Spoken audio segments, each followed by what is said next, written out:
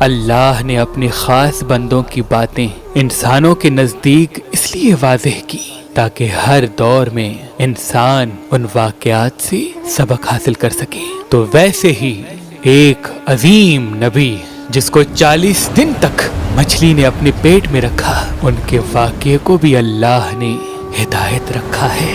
آپ کے والد کا نام حضرت متہ تھا۔ آپ حضرت ابراہیم علیہ السلام کی نسل سے تھے۔ آپ کا مشہور لقب ذوالنون ہے، یعنی مچھلی والا۔ اللہ نے آپ کو حکم دیا کہ اے یونس جاؤ نینوا جاؤ، وہاں کے لوگوں کی اصلاح کرو، وہ آپس میں لڑتے ہیں جھگڑتے ہیں، ان کو محبت اور امن سکھاؤ۔ تو بس اللہ کے نبی یونس نینوا جو عراق کے شمال میں واقع ہے، وہاں اپنے مبارک قدم لیے آپ پہنچے۔ آپ مسلسل اللہ کا دین لوگوں کو سمجھاتے رہے، یہ بتاتے رہے کہ آپس میں لڑنا جھگڑنا نفرت کرنا اللہ کو پسند نہیں، لیکن افسوس وہاں کے لوگ آپ کی توہین کرتے رہے، آپ کے اس پیغام حق کو مذاق سمجھتے رہے۔ سالہ سال اللہ کے نبی تبلیغ کرنے کے بعد بالآخر آپ نے یہ فرمایا ان قریب تم پہ اللہ کا عذاب آئے گا، اور غصے میں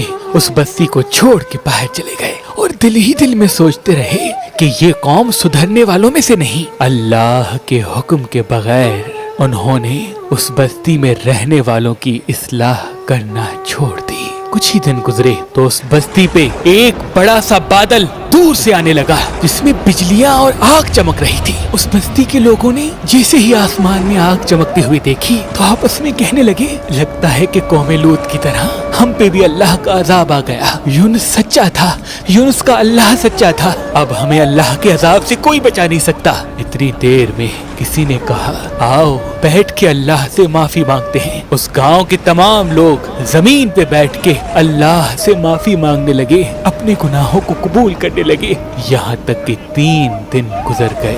بے شک اللہ بار بار معاف کرنے والا ہے۔ اور یوں وہ آگ برسانے والا بادل اس گاؤں سے دور چلا گیا، اور سب اللہ کے نبی یونس علیہ السلام کے منتظر ہو گئے کہ اللہ کرے یونس علیہ السلام واپس آ جائیں، ہمیں اللہ کا دین سمجھائیں، ہمیں محبت اور امن اور سلامتی کا پیغام دیں۔ اور وہاں حضرت یونس علیہ السلام کشتی میں سوار ہو کر دور جا رہے تھے، یہ سوچ کے کہ واپس کبھی اس گاؤں میں نہیں پلٹوں گا۔ اتنی دیر میں سمندر کا طوفان کشتی کو ڈبونے لگا۔ کشتی کے سالار نے کہا جو جو سامان کشتی میں ہے وہ جلدی پھینکو، ایسا نہ ہو کہ ہم سب کے سب ڈوب کے مر جائیں۔ کشتی کا سارا سامان پھینک دیا لیکن کشتی نہیں سنبھلی۔ بالآخر کشتی کے سالار نے کہا کشتی سے وزن کم کرنے کے لیے ہم کسی کو پھینکتے ہیں، شاید کشتی سنبھل جائے۔ سب ایک دوسرے کو دیکھنے لگے تو سالار نے کہا ایسا کرتے ہیں قرآن اندازی کرتے ہیں، جس کا قرآن نکلے گا تو اس کو قربانی دینی پڑے گی تاکہ دوسرے لوگ بچ جائیں۔ بس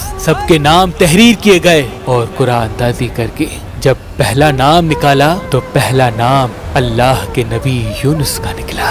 سب آپس میں دیکھتے رہے کہ یہ تو اللہ کا نیک بندہ لگتا ہے، اس کو پانی میں کیوں پھینکیں۔ پھر سے قرآن اندازی کی، پھر سے یونس علیہ السلام کا نام نکلا۔ تیسری مرتبہ قرآن اندازی کی، تیسری مرتبہ بھی حضرت یونس کا نام نکلا۔ تو حضرت یونس علیہ السلام نے فرمایا میں سمجھ گیا یہ اللہ کی مرضی ہے، اور اپنے آپ کو سمندر کے حوالے کر دیا۔ جیسے ہی اللہ کے نبی سمندر میں آئے، اللہ نے ایک مچھلی کو حکم دیا کہ جا میرے نبی یونس کو اپنے پیٹ میں رکھ، یاد رکھنا میرے نبی کو تیرے پیٹ میں کوئی تکلیف نہ آئے۔ وہ مچھلی جلدی سے اللہ کے نبی یونس کو اپنے پیٹ میں حفاظت کے ساتھ رکھ دیا۔ پہلے تو حضرت یونس علیہ السلام نے یہ سمجھا کہ شاید میں دارالفنا سے دارالبقا کی طرف کوچ کر چکا ہوں، لیکن کچھ ہی دیر میں ان کو یہ اندازہ ہوا کہ نہیں، میں ابھی یہی ہوں، کیونکہ میرا جسم حرکت کر رہا ہے۔ حضرت یونس علیہ السلام نے ادھر ادھر دیکھا تو ان کو معلوم ہوا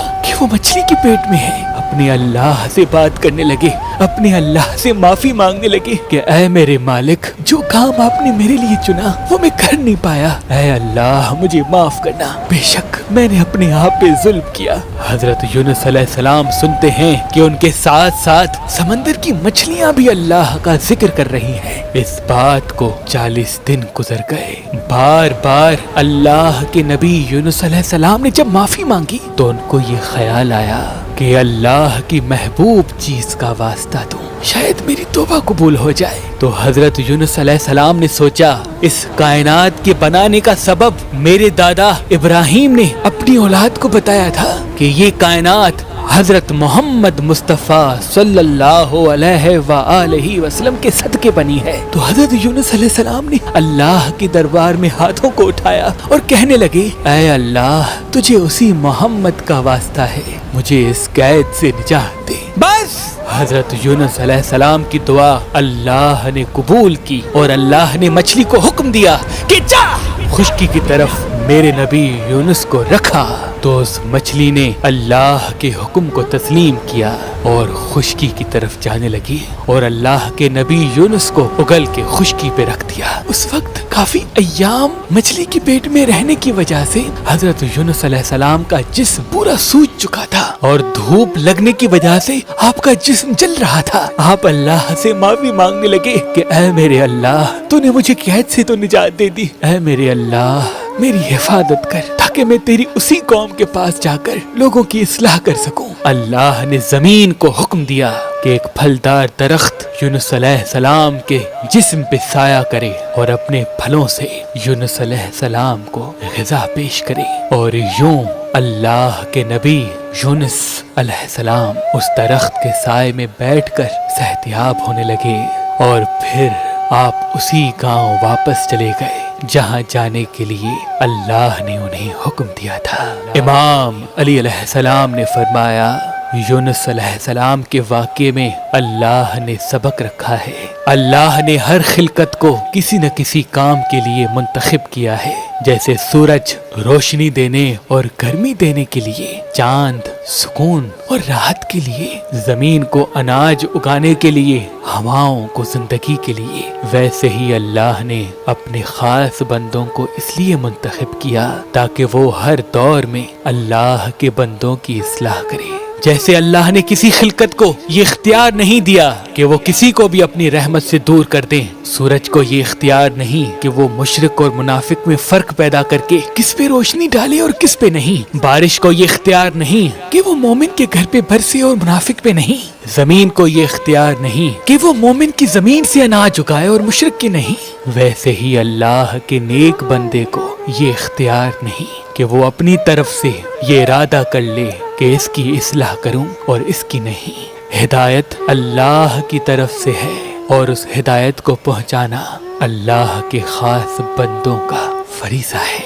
کون اللہ کے کتنے قریب ہے اس کا فیصلہ صرف اللہ کرے گا، کس کو دوزخ اور کس کو جنت ملنی ہے اس کا فیصلہ صرف اللہ کرے گا۔ پیغام دینے والے، تبلیغ دین کرنے والے ایک مزدور کی طرح صرف اپنا کام انجام دیتے رہیں، وگرنہ ان کا انجام بھی ویسے ہی ہوگا جیسے اللہ نے اپنے نبی حضرت یونس کا کیا تھا۔ انسان نے جو سب سے پہلے اپنے ہاتھ میں پتھر پہنا وہ فیروزہ ہے، کیونکہ اس پتھر کو رحمت کا پتھر کہتے ہیں۔ اللہ کے کرم سے فیروزہ پتھر پہننے کے بعد انسان کا ہاتھ تنگ نہیں ہوتا اور وہ اللہ کی رحمت کے قریب رہتا ہے۔ اگر آپ مہربان اسٹون سے یہ فیروزہ پتھر لینا چاہتے ہیں تو دیے گئے نمبر پہ کال کریں اور اپنے لیے یہ فیروزہ حاصل کریں۔ اگر ہمارا نمبر آپ کو مصروف ملتا ہے تو آپ ہماری ویب سائٹ مہربانلی.com یا ہماری اپلیکیشن جو گوگل پلے اسٹور اور آئی فون ایپ اسٹور پہ موجود ہے ان سے بھی اپنے لیے فیروزہ پتھر حاصل کر سکتے ہیں۔